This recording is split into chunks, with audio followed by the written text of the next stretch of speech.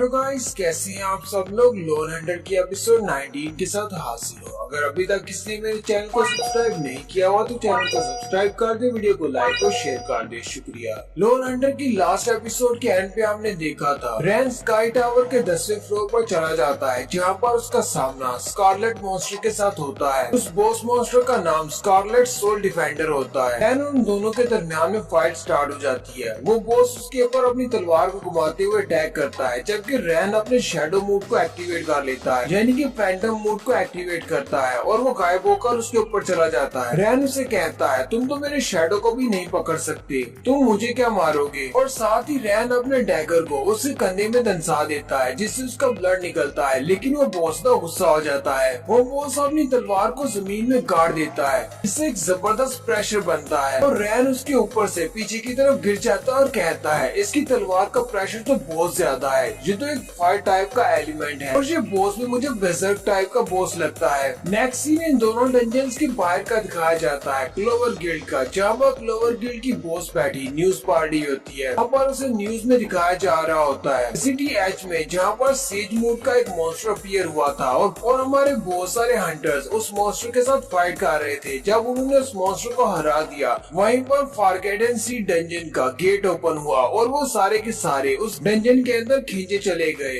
थोड़ी देर के बाद उसकी असिस्टेंट अंदर आती है और कहती है, बॉस मैं कुछ इंफॉर्मेशन फाइल्स लेकर आई हूँ जो कि सीधी एसोसिएशन से आई हैं। उन्होंने रिपोर्ट दी है। इन फाइल्स के अंदर उन सारे हंटर्स के नाम हैं जो कि फॉरगेटन सी डंजन के अंदर खींचे गए हैं और हमारी ज़ाओबी का नाम भी इन हंटर्स की लिस्ट में है। वो बॉस से पूछती है, बॉस अब हम लोग क्या करेंगे, क्या हम लोग उसे बचाने के लिए वहाँ पर जाएंगे। बॉस उसे कहती है, नहीं कोई जरूरत नहीं है, हमारी ज़ाओबी काफी ज्यादा स्ट्रॉन्ग है, वो फॉरगेटन सी डंजन के अंदर अपना ख्याल रख सकती है। लेकिन फिर भी हम लोग वहाँ पर उसे बचाने के लिए जाएंगे, क्योंकि हम लोग अपने किसी मेंबर को इस तरह नहीं छोड़ सकते। हमारे पास ये एक बहुत ही अच्छा मौका है। फॉरगेटन सी की डंजन को क्लियर करने के बाद हमारे क्लोवर गिल्ड का नाम फिर से रोशन हो जाएगा, हम लोग फिर से आगे बढ़ेंगे। जल्दी से जाओ और हमारे जितने भी मेंबर्स हैं उन सभी को इकट्ठा कर लो। हम सब लोग मिलकर फॉरगेटन सी डंजन के अंदर जाने वाले हैं। एसोसिएशन की तरफ से यही लिस्ट हांगटू गिल्ड वालों को भी दी जाती है। बॉस अपने सामने उस लिस्ट को रख के बैठा होता है, जबकि वो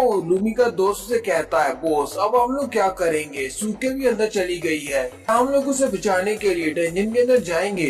हांगटू गिल्ड का लीडर यानी कि बॉस उसे कहता है, उस लड़की के बारे में मुझे जरा भी फिक्र करने की जरूरत नहीं, क्योंकि वो एक आर्किटेक्ट है और वो काफी ज्यादा स्ट्रॉन्ग भी है। और वैसे भी मैंने तुमसे पहले भी कहा था कि हमारा उस लड़की से कोई ताल्लुक नहीं, हमने उसे ऐसे ही अपने ग्रुप को ज्वाइन करने दिया है। और दूसरी रही बात उस डंजन के अंदर जाने की, हम लोग वहाँ पर जरूर जाएंगे, क्योंकि हमारा हांगटू ग्रुप इस पूरे सिटी का सबसे बड़ा ग्रुप है। अगर हम लोग वहाँ पर नहीं जाएंगे तो लोग बातें बनाएंगे। जाओ और जाकर हमारे सारे साथियों को इकट्ठा करो, हमारे पास जितने भी अवेलेबल है उन सबको गैदर करो। हम सब लोग एक टीम बनाकर फॉरगेटन सी डंजन के अंदर जाएंगे और उसे क्लियर करेंगे। नेक्स्ट सीन फिर से स्काई टावर का दिखाया जाता है, जहाँ पर वो बॉस रैन के ऊपर अटैक करता है और कहता है, अगर तुम सिर्फ इतना ही कर सकते हो तो तुम्हें यहाँ पर होने का हक नहीं है, तुम यहाँ से वापस चले जाओ, तुम अगले फ्लोर पर नहीं बच पाओगे। रैन कहता है, हालांकि ये सिर्फ 10वें फ्लोर का बॉस है, लेकिन ये बॉस तो पावरफुल है और ऊपर से ये मेरा स्पेशल स्किल जिसका नाम फैंटम है, ये भी खत्म होने वाला है। बॉस उसके ऊपर अपनी तलवार से जबरदस्त अटैक करता है। रैन पीछे की तरफ गिर जाता है। पीछे की तरफ गिरने के बाद रैन का फैंटम वाला स्किल खत्म हो जाता है। बॉस उसे कहता है, अब जबकि तुम्हारा वो फैंटम वाला स्किल भी खत्म हो चुका है, तो क्यों ना तुम मेरे सामने हार मान लो। तुमने तो मुझे बहुत ज्यादा डिसअपॉइंट किया है, मुझे लगा था शायद यहाँ पर कोई बहुत ज्यादा स्ट्रॉन्ग आया है। रैन उसे कहता है, लगता है कि तुम मुझे कुछ ज्यादा ही अंडर एस्टिमेट कर रहे हो। रैन उससे कहता है, तुम्हारी बॉडी से कोई भी डिमोनिक ऑरा नहीं निकल रहा। अभी अभी जिस बॉस मॉन्स्टर को मैं मार कर आ रहा हूँ वो तुमसे ज्यादा स्ट्रॉन्ग था और उसकी बॉडी के अंदर से ज्यादा डिमोनिक ऑरा निकल रहा था। उसके मुकाबले में तुमने मुझे बहुत ज्यादा डिसअपॉइंट किया है।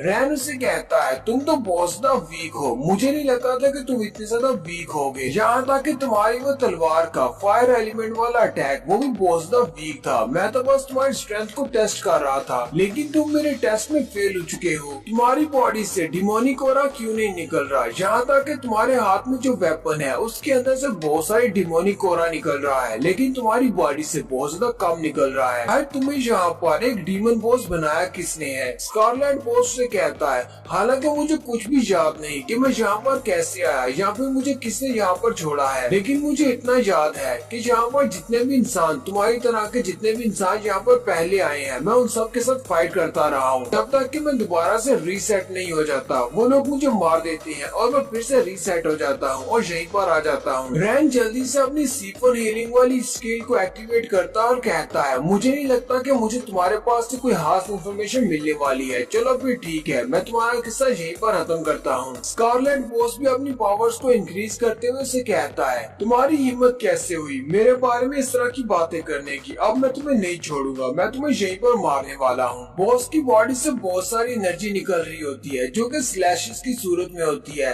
रैन जैसे जैसे आगे बढ़ता है उसके ऊपर छोटे छोटे कट लगते जाते हैं बॉस की एनर्जी की वजह से। लेकिन रैन ने क्योंकि अपनी C4 हीलिंग वाली स्किल को एक्टिवेट किया हुआ है, इसलिए जैसे जैसे वो आगे बढ़ता है और उसकी बॉडी पर कट लगते हैं, वो साथ ही कट बढ़ते जाते हैं। रैन अपने स्पेशल डैगर को बाहर निकालता और कहता है, ये वाला डैगर मैंने स्पेशल रखा हुआ है, अब देखना जरा मेरा एक भी अटैक मिस नहीं होगा, मैं सीधा तुम पर अटैक करने वाला हूँ, तुम्हारे बचने का कोई चांस नहीं रहा। रैन उसकी उस स्पेशल स्किल के बावजूद आगे की तरफ बढ़ता जाता है। हालांकि उसकी बॉडी के ऊपर कट्स लग रहे होते हैं, लेकिन फिर भी वो अपने दोनों ब्लेड्स को लेकर उसकी तरफ आगे बढ़ता है। स्कारलेट बॉस से कहता है, तो इसका मतलब तुम्हारे पास एक हीलिंग एबिलिटी है, लेकिन मैं इस बात से ज्यादा हैरान नहीं हूँ। मैं हैरान इस बात से हूँ कि तुम दो फॉर्म्स को यूज कर सकते हो, यानी कि तुम्हारे पास दो क्लासेस हैं। तुम अपनी बॉडी को हील भी कर सकते हो और एक असैसिन भी बन सकते हो। स्कारलेट बॉस रैन से कहता है, अब जबकि तुमने मेरी स्ट्रेंथ को बहुत ज्यादा अंडर एस्टिमेट कर दिया है, तो फिर ठीक है, मैं अपनी फुल पावर को यूज करते हुए तुम पर अटैक करता हूँ और तुम्हें दिखाता हूँ कि मैं क्या कर सकता हूँ। रैन उसे कहता है, तुम्हें अपनी फुल पावर को मुझे दिखाने की जरूरत नहीं है, मुझे पता है कि तुम कितने ज्यादा स्ट्रॉन्ग हो। वो अपनी तलवार को घुमाते हुए उसके ऊपर अटैक करता है, लेकिन रैन अपने एक ही हाथ के साथ उसकी तलवार को रोक लेता है। रैन सिर्फ एक ही हाथ से उसकी बड़ी सी तलवार को रोक कर खड़ा होता है और साथ ही अपने हाथ को झटका देते हुए उसकी तलवार को तोड़ देता है और कहता है, अगर मैं तुम्हारी इस तलवार को तोड़ देता हूँ तो मुझे नहीं लगता कि तुम्हारे पास कुछ भी बचेगा, क्योंकि तुम्हारे पास तो डिमोनिक ऑरा ही नहीं है। बॉस अपने ब्लेड को टूटता हुआ देखकर बॉसता हैरान हो जाता है और कहता है, तुम मेरे ब्लेड को कैसे तोड़ सकती हो, तुम तो इतने ज्यादा स्ट्रॉन्ग नहीं थे। स्कारलेट बॉस कहता है, लगता है कि ये मेरे सामने नाटक कर रहा था वीक होने का, मुझे जल्दी से इस पर अटैक करना होगा।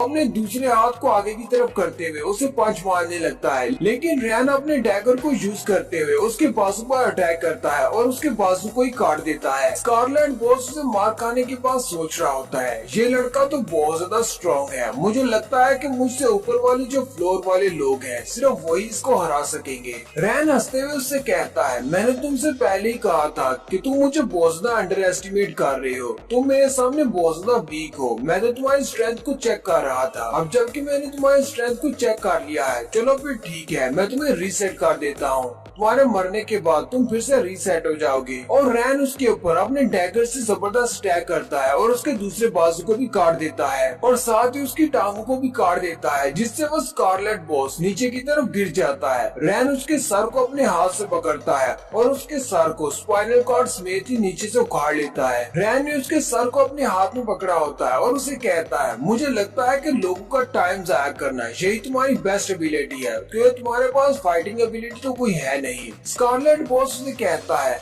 तुम बहुत ज्यादा स्ट्रॉन्ग हो, मैं इस बात के लिए बहुत ज्यादा खुश हूँ, मुझे नहीं पता कि मैं इस बात के लिए खुश क्यों हूँ, हालांकि मैं तुम्हारे हाथों से हार चुका हूँ। स्कारलेट बॉस रैन से कहता है, मुझे तुम्हारी बॉडी से कुछ ऐसी सेंट आ रही है जो कि मेरी बॉडी से आती है, लेकिन मेरे आर्मर और मेरा वेपन ये हमेशा मुझे कहते हैं कि मैं यहाँ पर सिर्फ बैटल करने के लिए हूँ। जब भी यहाँ पर कोई डबल वेकनर आता है तो मुझे उसके साथ बैटल करना होती है। रैन उसके सर को नीचे फेंक देता और कहता है, अगर तुम्हें बस इतना ही कहना है, चलो फिर ठीक है, मैं नेक्स्ट फ्लोर पर जा रहा हूँ, हो सकता है कि शायद कभी हम लोग दोबारा मिले। स्कारलेट बॉस का सर नीचे गिरने के बाद कहता है, मुझे कुछ चेहरे दिखाई देते हैं, लेकिन वो सारे बहुत ज्यादा ब्लरी हैं, मुझे समझ नहीं आती कि वो किसके हैं। मुझे तुम्हारी तरह का एक हंटर दिखाई देता है जो कि बिल्कुल तुम्हारी तरह का था, बहुत ज्यादा हार्ड वर्किंग, और वो बहुत ज्यादा स्ट्रॉन्ग भी था। और वो अपनी बैकग्राउंड मेमोरीज में दिखाता है कि वो एक बड़े से आर्मर के सामने जाकर खड़ा होता है। ये वही मॉन्स्टर है, पहले वो एक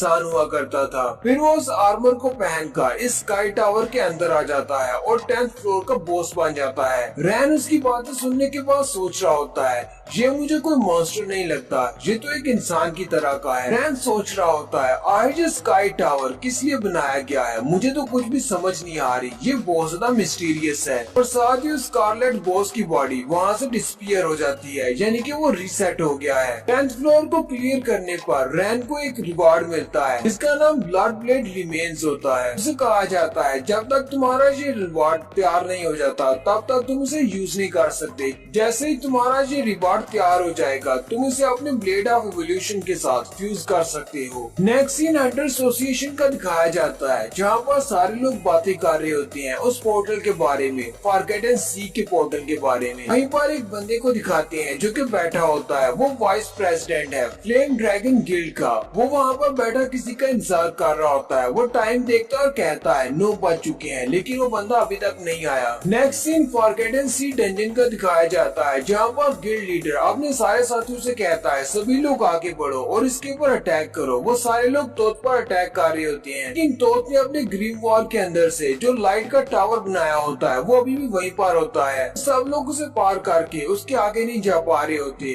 टेक्नीशियन उससे कहता है बॉस, वो सुरह बालों वाला लड़का अभी तक उसके अंदर नहीं जा पाया और हमारे सारे मैजिकल अटैक्स भी बिल्कुल बेकार हैं। वो सारे भी उस लाइट को पार करके आगे नहीं जा पा रहे। एसोसिएशन का बंदा कहता है तो ये तोत की पावर है, ये ब्लेसिंग ऑफ सैंड है, ये एबिलिटी बहुत ज्यादा यूनिक है। इस एबिलिटी को कर्सिंग पीरियड भी कहते हैं। सुरह बालों वाला लड़का उससे कहता है ये कर्सिंग पीरियड ये क्या चीज है, ये कौन सी एबिलिटी है। एसोसिएशन वाला बंदा जैसे उसे बताने लगता है साथ ही वो कहता है ये एबिलिटी स्टार्ट हो रही है। सुरह बालों वाला लड़का अपने सर पे हाथ रख लेता है और जमीन पर बैठ जाता है और चिल्लाना शुरू कर देता है। सिर्फ वही नहीं बल्कि वहाँ पर और भी बहुत सारे हंटर्स होते हैं जो कि अपने सर पे हाथ रखकर चिल्लाना शुरू कर देते हैं। वो तोत की तरफ देखती है और कहती है तो इसने अपने सामने सैंड की एक बड़ी सी वॉल बनाई हुई है ताकि ये अपने आप को प्रोटेक्ट कर सके, जबकि इसने इतना बड़ा सा स्पेल क्रिएट कर लिया है। लेकिन साथ ही साथ भी हैरान भी होती है। साथ भी कहती है हम में से बहुत सारे इसके स्पेल की वजह से इफेक्टिव हुए हैं, लेकिन मेरे ऊपर इसका कोई भी असर नहीं हो रहा। काफी सारे ऐसे हैं जिनके ऊपर इस स्पेल का असर नहीं हो रहा। एसोसिएशन वाला मैनेजर आगे बढ़ता है और उसे कहता है क्योंकि ये बहुत ही स्पेशल मैजिक है, ये चूजिंग मैजिक है। तोत को क्योंकि इजिप्शियन गॉड्स में से एक गॉड माना जाता है, यानी गॉड ऑफ विजडम माना जाता है। ये 3 मैजिक्स में से एक मैजिक को यूज कर रहा है जिसका नाम मैजिक ऑफ कन्विक्शन है। इसका मैजिक स्पेल बहुत ज्यादा स्पेशल है। ये हमारे आधे हंटर्स के ऊपर इफेक्ट करेगा जिससे वो आहिस्ता आहिस्ता मर जाएंगे और उनके मरने के बाद यही वाला श्रापित स्पेल बाकियों के दिमाग के ऊपर भी इफेक्ट करेगा और वो भी आहिस्ता आहिस्ता मर जाएंगे। इस तरह कोई भी उसके ऊपर अटैक नहीं कर पाएगा। इन इस श्रापित स्पेल को तोड़ने का भी एक तरीका है। अगर हमारे पास हीलिंग मैजिक है, अगर हमारे हीलिंग स्पेल्स इसके श्रापित स्पेल से ज्यादा ताकतवर होंगे तो हम लोग इसके श्रापित स्पेल से निकल सकते हैं। इसी तरह ये हमें जज करता है। अगर हमारी पावर्स इससे ज्यादा होंगी हम अपने आप को हील कर सकेंगे तो हम लोग यहाँ से जा सकते हैं। ये हमें कुछ भी नहीं कहेगा। गिल्ड लीडर उसकी बात सुनने के बाद अपने साथी से पूछता है क्या हमारे हीलर्स इस कर्ज को उठा सकते हैं, क्या वो इस श्रापित स्पेल का मुकाबला कर सकते हैं। उसके साथ वाली लड़की उसे कहती है नहीं बॉस, ये सारे लोग नहीं कर पाएंगे क्योंकि हम लोग अभी अभी सिटी एच में उस मॉन्स्टर के साथ फाइट कर रहे थे। सबकी पावर बहुत ज्यादा कम रह चुकी है। हम लोग इस वक्त इतने ज्यादा स्ट्रॉन्ग नहीं है कि इसके श्रापित स्पेल का मुकाबला कर सके। और यहीं पर हमारी एपिसोड 19 का एंड होता है। एक्सप्लेनेशन अच्छी लगी हो तो कमेंट करके जरूर बताइएगा। चैनल को सब्सक्राइब कर दे, वीडियो को लाइक और शेयर कर दे। शुक्रिया।